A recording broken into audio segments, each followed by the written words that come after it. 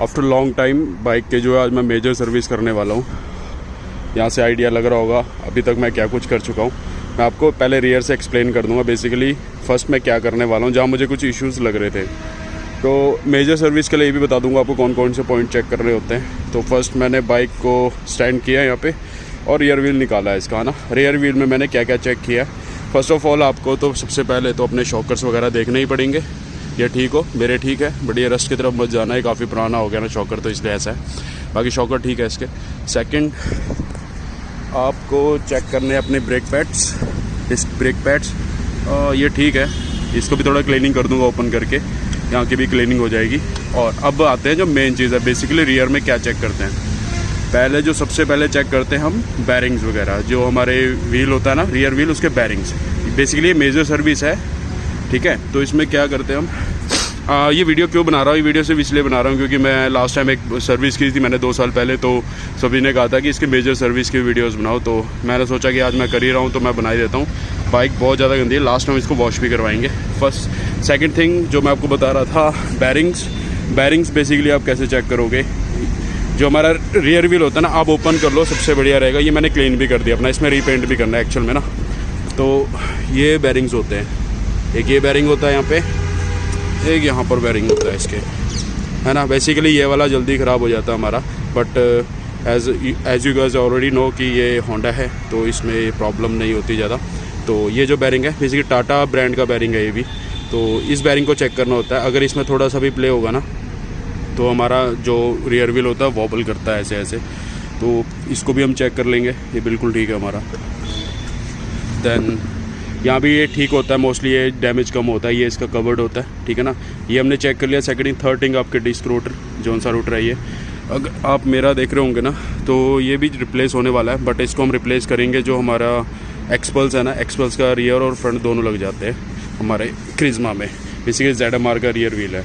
और अगर आप टायर की हालत देख रहे हो अलॉय की, एक्चुअल में ये क्या हुआ ना, पेंट इसका ख़राब कैसे हुआ कि मैंने इसको पेट्रोल से क्लीन किया था अपने चेन को, तो उससे क्या हुआ इसके पेंट में प्रॉब्लम होगी। तो मैं इसको क्लीन करके वॉश कर दिया मैंने इसको थोड़ा सा ड्राई होने देंगे, उसको इसको रीपेंट कर देंगे, ठीक है। इसके बाद हमारा आता है स्प्रॉकेट अगर हम चेक करते हैं, बेसिकली स्प्रॉकेट भी मैंने क्लीन कर दिया अपना, ये देख सकते हो आप, ठीक है। तो आपको भी सेम ही करना है, बेस्ट रहेगा। ये इसके जो लॉक्स होते हैं, वीडियो लंबी हो सकती है तो होप कि आप लोग इसे एंड तक देखें, ठीक है। आपने ये क्लीन कर दिया, यहाँ पे हमारा कोई ज़्यादा फॉल्ट नहीं होता, बट आपको एक चीज़ चेक करनी होती है, इसके यहाँ बैरिंग होता है, ये भी प्ले में ना आए, है ना, तो प्ले नहीं होना चाहिए। और फोर्थ थिंग है आपकी चेन, इसको क्लीन करने का भी तरीका होता है, देखो बिल्कुल क्लीन है। तो मैंने इसको कैसे क्लीन किया, पहले से मैंने पेट्रोल से क्लीन किया, ठीक है। अब पेट्रोल से क्लीन करने से क्या हुआ, ये जो बाकी इसमें ग्रीस वगैरह जो भी लगा था ये रिमूव हो गया। उसके बाद जो है मेन स्टफ ये आता है कि इसके अंदर वैसे भी डस्ट पार्टिकल्स होते हैं, तो वो कैसे क्लीन होते हैं, वो पेट्रोल से तो हो नहीं सकते क्योंकि पेट्रोल वेस्ट हो जाएगा। तो आपने कह रहा सर्फ वाला पानी लेना है, उसमें इसको भिगोना है और ऐसे ऐसे शेक करना है, तो ये क्लीन हो जाएगी। इसको ड्राई होने देना, उसके बाद आप लुब्रिकेट करके लगा सकते हो। देन इसके ये स्पेसर्स होते हैं, इनको भी काफ़ी ग्रीस लगा होता है, तो आपको ये क्लीन करना है, मेक श्योर कि यहाँ से डैमेज ना हो क्योंकि इससे भी प्ले हो जाता है, ठीक है ना। और बेसिकली मेरे वाले में क्या डैमेज हुआ, मेरे वाले में डैमेज हुआ है ये हाफ एक्सल कैसे डैमेज हुआ आपको पता ही होगा शायद सभी क्रिज्मास और ZMRs में प्रॉब्लम होगी कि यहाँ से जब आप चेन स्प्रॉकेट वगैरह टाइट वगैरह करते हो तो यहाँ से ये जो आपको दिख रहे हैं ये इसके थ्रेड्स वगैरह ये वेयर आउट हो जाते हैं, तो इसलिए मुझे इसको रिप्लेस करना पड़ेगा। और रियर व्हील मैंने इस तरीके से ओपन किया। रियर व्हील का बेसिकली अभी इतना सेटअप है, बाकी धीरे धीरे जितना मैं इसको ओपन करता हूँ मैं आपको अपडेट कर दूँगा।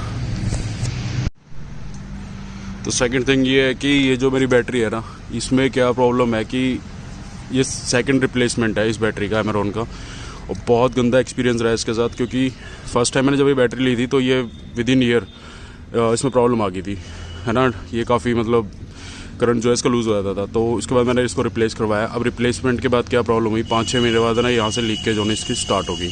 मुझे पता है कि ये फिक्स हो सकती है अगर हम इसको यहाँ से, है ना, मतलब सील आउट कर दे, इसको सील कर दें यहाँ से, बट ये कोई अच्छा ऑप्शन नहीं है। बट एमेरॉन का सेकंड प्रोडक्ट है मेरा, बट इसके साथ बहुत बैड एक्सपीरियंस है मेरा एमरॉन के साथ, और मेरी कार में भी सेम एमरॉन ही है। तो एमरॉन मुझे लगता नहीं अब बैटरी सही बना रहा है। तो अब मैं क्या करूँगा, मेरी बैटरी में बेसिकली प्रॉब्लम है, इस बैटरी को रिप्लेस करने वाला हूँ आज मैं।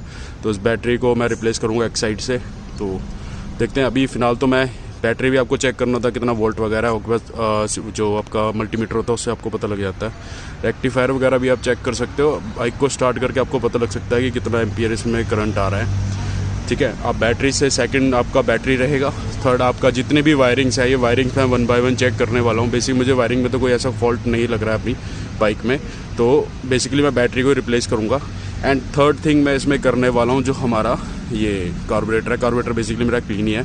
फिर भी आप अगर मेजर सर्विस की बात आई है तो रियर व्हील तो हम चेक ही कर रहे हैं इसका, जो कि ठीक भी होना चाहिए, ब्रेक पैड्स वगैरह, बैटरी, देन कार्बोरेटर को हम क्लीन कर सकते हैं अगर आप लोग करना चाहें, अगर आपका काफ़ी टाइम हो गया। जैसे मैं लास्ट टाइम मैंने 2 महीने पहले ही इसको क्लीन किया था, तो मुझे लगता नहीं इसको क्लीन करने की जरूरत, बट फिर भी मैं इसका जो बॉटम है बेसिकली इसी में डस्ट होता है, तो मैं इसी को क्लीन करने की कोशिश करूँगा। दैन इसके बाद फ्रंट पे मूव करेंगे। फ्रंट पे मेरे कुछ इश्यूज़ हैं, वो आपके साथ मैं बाद में एक्सप्लेन करता हूँ। स्टार्ट करते हैं बाइक के लेफ़्ट साइड से। अब लेफ़्ट साइड में क्या क्या चीज़ें चेक कर सकते हो आप। फर्स्ट जो सबसे पहले मैं आपको एक चीज़ दिखाऊँ, बेसिकली हम लोग देखते नहीं, ये जो ये पाइप है ना, fuel pipe, basically over the time ये हार्ड हो जाती है। विंटर्स में तो चलो ये हार्ड हो जाती है, वैसे नॉर्मली जो रबड़ होती है ना हमारी, कभी भी अगर हार्ड हो जाए ना तो उसका मतलब ये काफ़ी पुरानी हो चुकी है, तो हमें इसको रिप्लेस करना चाहिए। रबड़ जो होती है वो हमेशा सॉफ्ट होनी चाहिए, तो आप इस पर भी ध्यान दें। अगर ये चीज़ आपकी हार्ड हो गई है तो उसे भी रिप्लेस कर दें, है ना। सेकंड थिंग, यहाँ पे जो आपका टेंशनर है, ठीक है, इसे चेक करें। सेकंड, अगर यहाँ से ऑयल लीक हो रहा है तो गैस किट आती है इसके, वो आप रिप्लेस कर सकते हो। मेरे में थोड़ा बहुत हो रहा है, बट चलो इतना तो होता ही ओवर द टाइम, है ना, काफ़ी टाइम हो गया इसको। तो थर्ड थिंग आप चेक कर सकते हो इसका टैपेट नट, वो शायद ये रहा, ये अगर आपको दिख रहा हो, ये एल्यूमिनियम का होता है। तो इसमें भी ऑयल लीकेज कई बार हमारा होता है। बेसिकली ऑयल लीकेज सिर्फ इसलिए होता है, 2 होता है हमारे ऊपर ये हेड पे। तो ऑयल लीकेज सिर्फ इसलिए होता है क्योंकि इसमें जो गैसकेट होती है वो लीक कर जाती है ओवर द टाइम, तो आप इसको भी चेक करें, ठीक है। थर्ड थिंग हम चेक कर सकते हैं इसके, ये ऑयल वगैरह से इग्नोर करना फ़िलहाल के लिए, क्योंकि मैं इसमें ऑयल यूज़ करता हूँ चेन लुब्रिकेशन के लिए, तो ऑयल वगैरह लीक करता है। बट एक चेक करने वाली चीज़ ये है कि जहाँ ये स्प्रॉकेट लगा होता है ना हमारा, यहाँ पर मैं इसे ओपन करूँगा कुछ टाइम में, तो इसमें एक सील होती है, यहाँ पर होती है एक हमारी एक गियर की सील होती है यहाँ पे। अगर तो आपका ऑयल लीक कर रहा है यहाँ से, मेरा तो इसलिए कर रहा है क्योंकि इसके अंदर मैं ऑयलिंग करता हूँ, जैसे मैंने आपको बताया। अगर यहाँ से ऑयल लीक करता है खड़ी बाइक में, तो ऑयल सील आती है क्रिज्मा की, वो आप रिप्लेस कर सकते हो, है ना। तो लेफ़्ट साइड में आप ये चीज़ें चेक कर सकते हो इसकी, बेसिकली ऑयल वगैरह यहाँ से अगर ऊपर से कोई कहीं से थोड़ा बहुत होता है तो चलो ये तो गैसकेट ही रिप्लेस होती है, ये हमारा फिक्स हो जाता है। एक यहाँ पर भी है टैपेट नट, 2 होते हैं, एक यहाँ पे होता है, एक और आगे होता है जो आपको दिखाया मैंने, तो ये चीज़ें चेक करनी होती है। अभी बाइक के जो है लेफ़्ट साइड में हूँ मैं। लेफ़्ट साइड में भी जो आपको ये ऑयल चीज़ दिख रही है, बेसिकली किट के अंदर ये सारी ऑयल चीज़ आती है।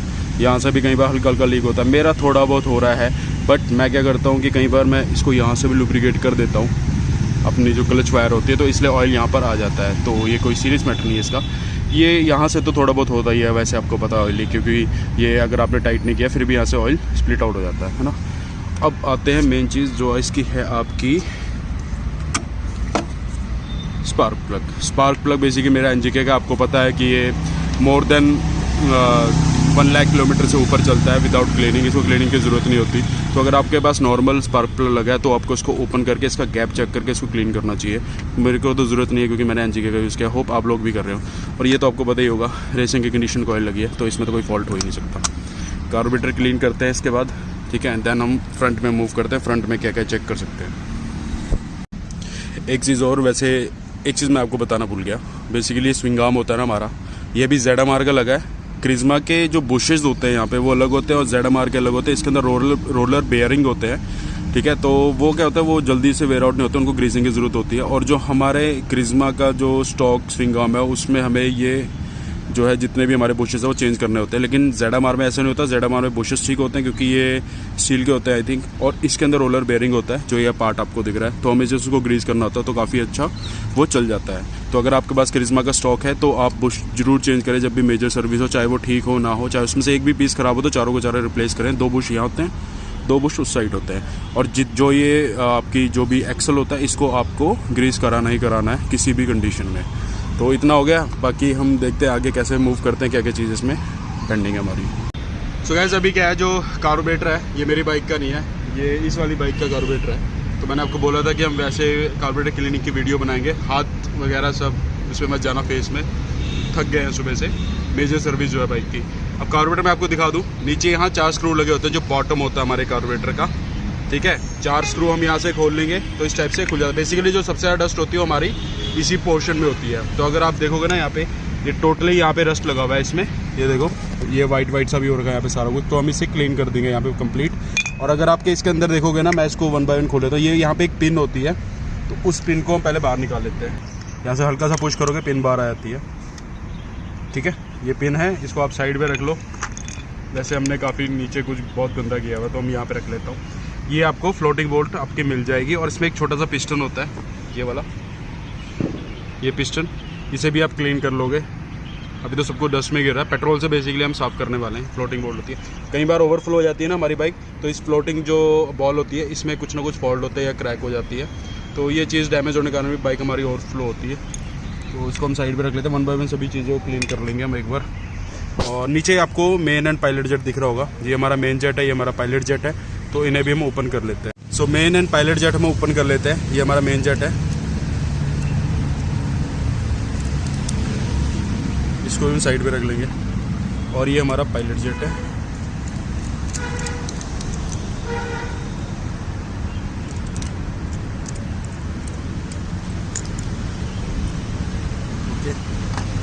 अब जो है आपको अगर मैं यहाँ दिखाऊँ ना, ये देखो कितना ज़्यादा डस्ट है यहाँ पे।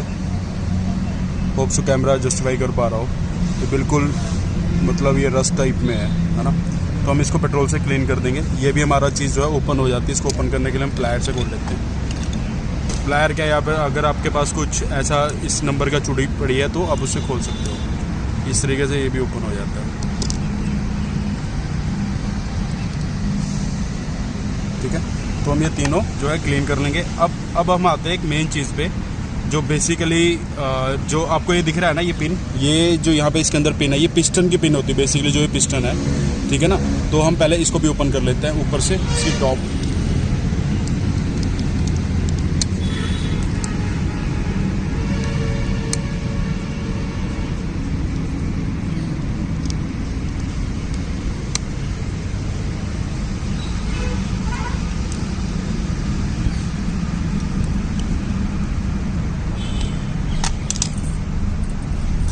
टाइप से इसको भी मैंने क्लीन करना, काफ़ी इसके अंदर देखो कितना डस्ट है, इसे भी क्लीन कर देंगे। ये स्प्रिंग और ये इसका डायग्राफ, इसको भी साइड पे रख लेते हैं। ये जो बेसिकली ये जो पिन होती है वो पिन हमारे रिलाई करते हैं यहाँ पे मेन जेट पे, है ना, तो इसको भी क्लीन कर लेंगे।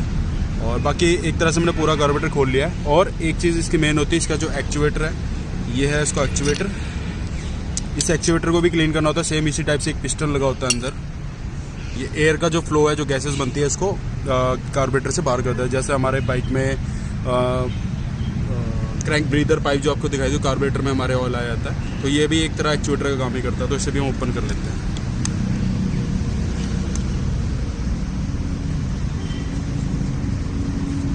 इनमें से थोड़ा थोड़ा पेट्रोल निकलेगा।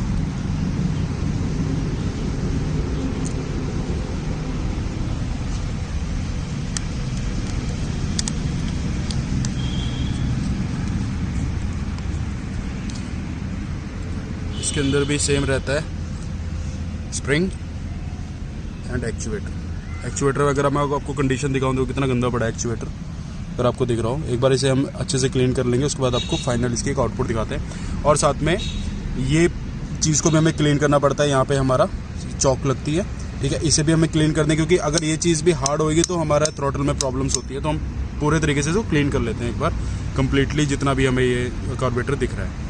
तो गाइस हमने क्या किया, अभी इस बॉटल में हमने जो है पेट्रोल निकाल लिया और यहाँ पे छोटा सा होल कर दिया हमने 2 ब्रश लिए, एक ये वाला ब्रश लिया। तो अब हम इसको क्लीन करने वाले हैं। तो हमने एक डब्बा सा उठा लिया, हमारे पास कुछ था नहीं बेसिकली अर्जेंटली। तो हम क्या करेंगे, फ्यूल बहुत ज़्यादा लगने वाला है, तो पहले हम इसको पूरा इस तरीके से, टेंशन लेने की ज़रूरत नहीं गाइस, इसको इस तरीके से ही आप पहले सही तरीके से। ओ माय गॉड, ये क्या एक्सपेरिमेंट हो गया। अरे सच में पेट्रोल के साथ तो ये रिएक्ट करता है, मैं तो भूल गया था। एक नया एक्सपेरिमेंट। अरे हटाओ। पहला एक्सपेरिमेंट फेल होने के बाद हम यहाँ बैठे हैं, क्योंकि वो नीचे थर्माकोल था, वो रिएक्ट कर गया था। तो इस तरीके से हम इसको पहले फ्यूल से पूरा नहला देंगे एक तरह से इसको। देन ये हमारे पास कोई ब्रश है, उससे हम इसको पहले क्लीन कर लेते हैं सही से। देखो गाइस, इसमें फ्यूल तो लगेगा, फ्यूल के लिए कोई टेंशन नहीं होनी चाहिए आपको। तो जितना फ्यूल लगा सको उतना बढ़िया है, क्योंकि बेसिकली कार्बोरेटर क्लीन होते हैं जहाँ पे हमारे फ्यूल काफ़ी होता है हमारे पास ना, केमिकल्स होते हैं, तो वो हमारे पास है नहीं, तो हम पेट्रोल यूज़ कर रहे हैं। मेन जो चीज़ हमारी यहाँ थी, इसे भी इस तरीके से क्लीन कर लेंगे।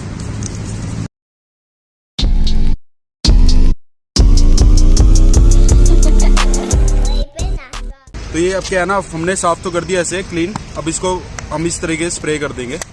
अब इसमें जो है हम हाथ नहीं लगाएंगे क्योंकि फिर से गंदा हो जाएगा। तो हम क्या करते हैं, इसको इस तरीके से स्प्रे कर देते हैं। ये बटरफ्लाई है इसकी, इसको भी थोड़ा सा ऐसे ओपन कर लेते हैं यहाँ पे, यहाँ से स्प्रे आउट कर देते हैं इसको। यहाँ से पिस्टन का एरिया, इनलेट, आउटलेट, बॉटम, ठीक है। ये अब हमारा कम्प्लीटली वॉश हो चुका है। अब क्या, इसे हम थोड़ी देर ड्राई होने देते हैं, उसके बाद जो इसके बाकी के पार्ट्स हैं वो सारे हम 1 बाय 1 क्लीन करते हैं।